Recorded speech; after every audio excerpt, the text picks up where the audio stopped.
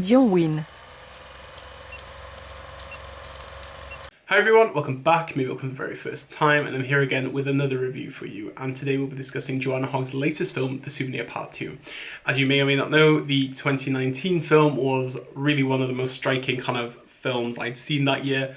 I really thought to myself, this is a fascinating kind of dissection of lies, deceit, and the fundamentals of relationships. And after the ending of part one, I was like, well, I really want to know what the aftermath is, and luckily Joanna Hogg made that. So enough introducing, let's get talking. In the aftermath of a tumultuous relationship with a charismatic and manipulative older man, Julie begins to untangle her fraught love for him in making her graduation film, sorting fact from his elaborately constructed fiction. Right, Joanna Hogg has crafted this poignantly pristine exploration of grief throughout, and I was in it for the whole ride.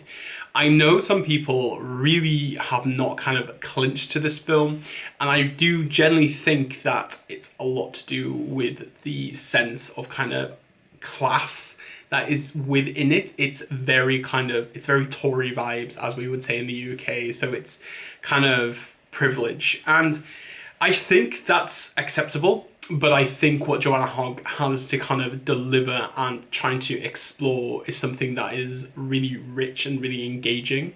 And I kind of push that away. I am nowhere near the higher tier of society. I'm a working class boy who has come from nothing in life, and I'm still trying to push my way.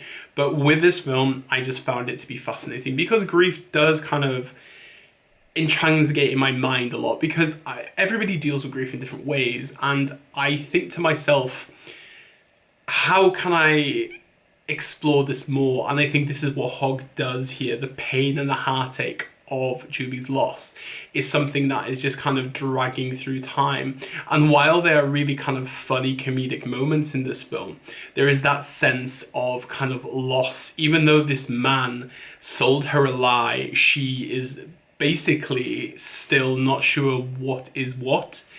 And as we kind of explore Julie's life after the events of part one, you kind of get to understand more about herself and how she kind of has to resurrect from this and not let it define who she is. And I love this sense of going into film school, because I never went to film school, but there is this sense of kind of vibrance, of artistry, of creativity that just floods the screen. And the people that Julie kind of enamors herself with are just this affluent group of people that really kind of help each other.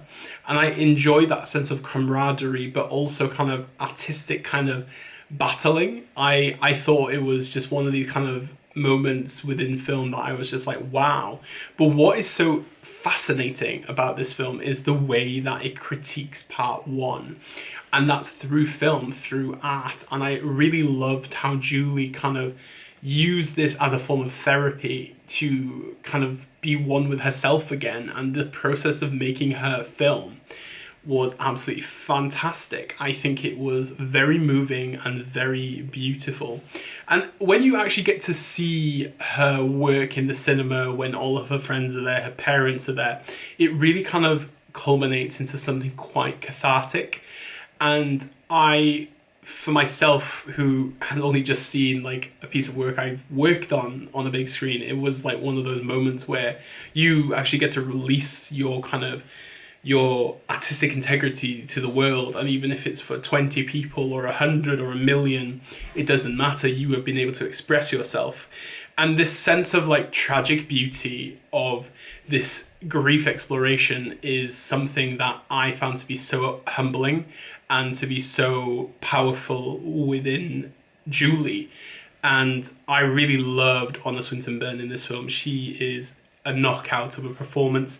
I cannot wait to see what she does next. Obviously, her mother, Tilda Swinton, is in the film too, and I really enjoy kind of the way she comes in and out of it. But I really have to say, Patrick, who's played by Richard Ayoade, is one of my favourite characters in cinema ever now.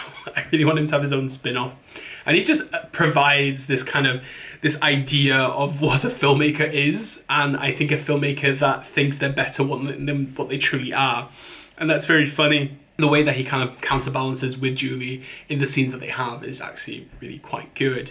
But all in all, bar the issues that this film may have with some people, I really would just implore you to watch it just as this fascinating kind of dissection of grief throughout, because it is absolutely fascinating.